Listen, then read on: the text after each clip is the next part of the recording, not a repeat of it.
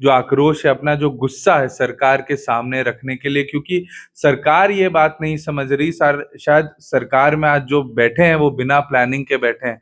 शायद वो गरीब गुरबा लोगों से नहीं कि सब फीस भरो वरना तुम्हें सेमेस्टर में बैठने नहीं। और मैं विवेक और मैं इस वक्त सीशल रजरप्पा प्रोजेक्ट के आवास में हूं और अभी हमारे साथ है समाज सेवी पीयूष चौधरी, जो कि एक तेज तर्रार और युवा नेता के रूप में पूरे रामगढ़ विधानसभा में जाने जाते हैं। तो अभी हम जानने का प्रयास करेंगे कि जो कि 17 दिसंबर को ऐतिहासिक पद यात्रा का कार्यक्रम रखा गया है, तो उसका खास मुख्य उद्देश्य क्या है और किन किन समस्याओं को लेके ये पद यात्रा की तैयारी की जा रही है। तो अभी हमारे साथ पीयूष चौधरी जी जुड़ने वाले हैं।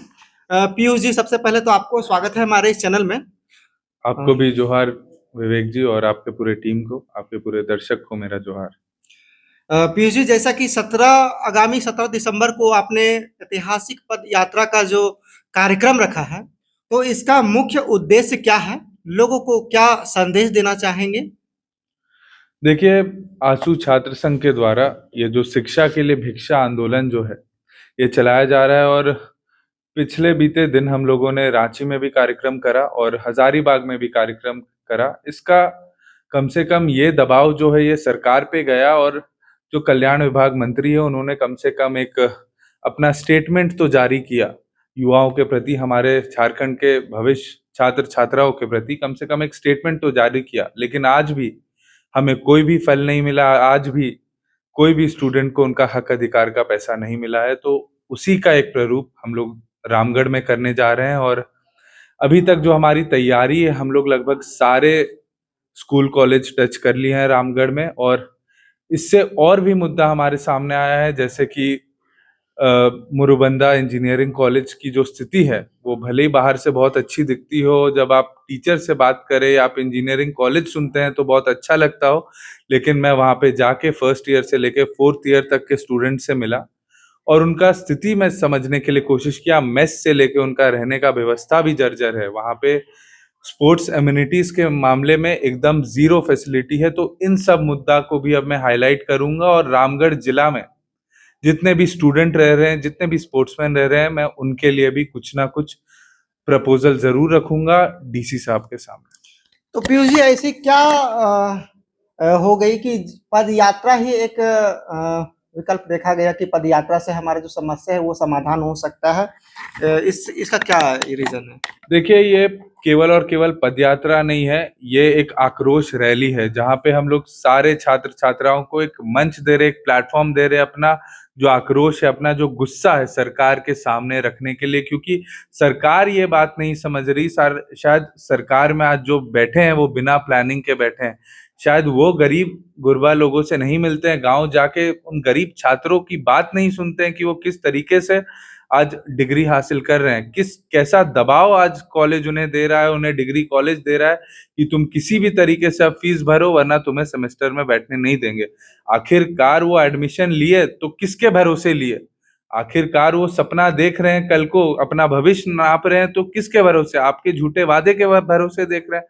आज आप देखिए तो उनका क्या भविष्य रह जाएगा। तो कहीं ना कहीं ये मंच उन्हें दिया जा रहा है, उनका आक्रोश हम सरकार तक ले जाने का काम कर रहे हैं, और वो जो संदेश है डीसी सर को देने जा रहे हैं, जो रामगढ़ डीसी है, उन्हें उनके सामने रखने जा रहे हैं कि भाई आखिरकार आप जिला के मालिक हैं, आपका क्या इसमें मोटिव है, आप क्या छात्रों के लिए जिला में करने वाले हैं। तो इससे पहले क्या डीसी सर के समक्ष ज्ञापन सौंपा गया था? देखिए, पिछले बार मुझे लगता है 7-8 महीने पहले मैं रामगढ़ कॉलेज के छात्रों को लेकर गया था डीसी सर के सामने, तो उनका कहना कुछ और था, और काफी बताने के बाद मतलब बहुत पॉजिटिव नहीं रहा। मैं उसे पॉजिटिव बिल्कुल भी नहीं बोलूंगा। अच्छे खासे 25-30 के संख्या में उस वक्त भी रामगढ़ कॉलेज से स्टूडेंट मेरे साथ गए थे, लेकिन उस पर कुछ पहल भी नहीं हुआ, और रिस्पॉन्स भी मैं बोलूंगा अच्छा पॉजिटिव नहीं दिया। तो जैसा कि 17 तारीख को लोग भी कह रहे हैं, जितने छात्र हैं वो भी, उनके मुख से भी सुनने को मिल रहा है कि एक ऐतिहासिक पद यात्रा ये रहेगा रामगढ़ के लिए। तो क्या इस पद यात्रा में क्या लगता है सरकार तक जो बात अगर जाएगी तो सरकार कुछ प्रभावित देखिए, होगी? सबसे पहली बात तो ये समझने की है कि ये जो ज़ीरो प्लान वाली जो सरकार है, पिछले बार भी ये मुख्यमंत्री हमारे थे, इस बार भी ये मुख्यमंत्री हमारे हैं। पिछले साल भी पूरी जनता सड़क पे थी, इस बार भी जनता सड़क पे है। तो सबसे पहले तो उन्हें जागरूक करने की ज़रूरत है, वैसे लोगों को जागरूक करने की ज़रूरत है, उन जनता को बताने की ज़रूरत है कि ये ज़ीरो प्लान की सरकार को उखाड़ फेंकना है हमें।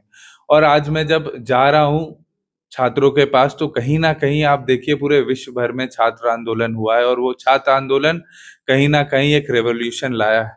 जैसा तो कि आज हमें उसी का रूप दिखाने का ज़रूरत है। अभी आप देख पा रहे होंगे कि चारों ओर पूरे झारखंड में ही चर्चा हो रही है कि छात्रवृत्ति जिस तरह से लोगों को दिया नहीं जा रहा है, छात्रों को दिया नहीं जा रहा है, उसका जो हक है छीना जा रहा है, जिस कारण पढ़ाई से वंचित हो जा रहे हैं छात्र। और ऐसे में एक मैया योजना भी देख पा रहे हो कि मैया को जो झारखंड में जो लड़कियां हैं, उसको मैया योजना के तहत पैसा दिया जा रहा है। इधर जो वृद्धा लोग हैं, उनको पेंशन रोक दिया गया है। देखिए, वृद्धा को भी पेंशन रोका गया है, विकलांग को भी विकलांग का पैसा भी रुका हुआ है। आप अन्य चीज़ों में भी आप अभी चले जाइए किसी भी विभाग में, आप अन्य विभाग जो झारखंड सरकार में आज झारखंड में कुछ भी काम होता है, आपका बिजली, सड़क, नली, गली, आप उसका स्थिति आप आज जाके देख लीजिए।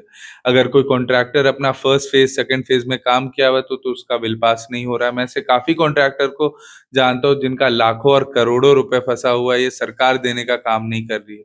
और काम होने के बाद भी दबाव में ये लिख दिया जा रहा है कि तुम्हारा काम पेंडिंग है। तो इस तरीके के बेबुनियादी चीज़ें सरकार के द्वारा की जा रही हैं, क्यों? क्योंकि बिना प्लानिंग के केवल और केवल सरकार में आने के लिए जो झूठे वादे उन्होंने कर दिया है, ये सब उसी का हर्जाना है जो आज हम झारखंड वासियों को देखना पड़ रहा है। तो क्या कुछ संदेश देना चाहेंगे हमारे दर्शकों को जो अभी आपको देख रहे हैं? सबसे पहले जितने भी झारखंड के युवा, झारखंड के छात्र-छात्रा मुझे सुन रहे हैं, सबसे पहले सबसे मजबूती से लड़ाई हमें लड़ने की ज़रूरत है, क्योंकि आने वाला 25 साल हमारा है। आप देखे होंगे जिस तरीके से ये 25 साल का उत्साह ये सरकार ने मनाई, आने वाला कल का 25 साल हमें मनाना है उस तरीके से, और वो केवल और केवल ढोंग नहीं होना चाहिए, वो एक अच्छा भविष्य के रूप में दिखना चाहिए। तो आज हमें लड़ना पड़ेगा, आज हमें लड़ना पड़ेगा अपने कल के लिए। क्योंकि ये जो झारखंड राज है, हमेशा से झारखंड वासियों ने अत्याचार अपने ऊपर झेला है, और आने वाले कल में हमारा भविष्य उज्जवल रहे, हमारा भविष्य मजबूत रहे, इसका संदेश मैं देना चाहूँगा। चलिए बहुत-बहुत धन्यवाद पीयूष जी। तो आगामी 17 दिसंबर को ऐतिहासिक पदयात्रा का जो आजसू की ओर से किया गया है, वो काफ़ी रोचक होगा और देखने देखने वाली बात ये होगी कि उस दिन क्या होता है, क्या इसका परिणाम आता है। चलिए बने रहिए हमारे साथ, मिलते हैं किसी अन्य खबर में।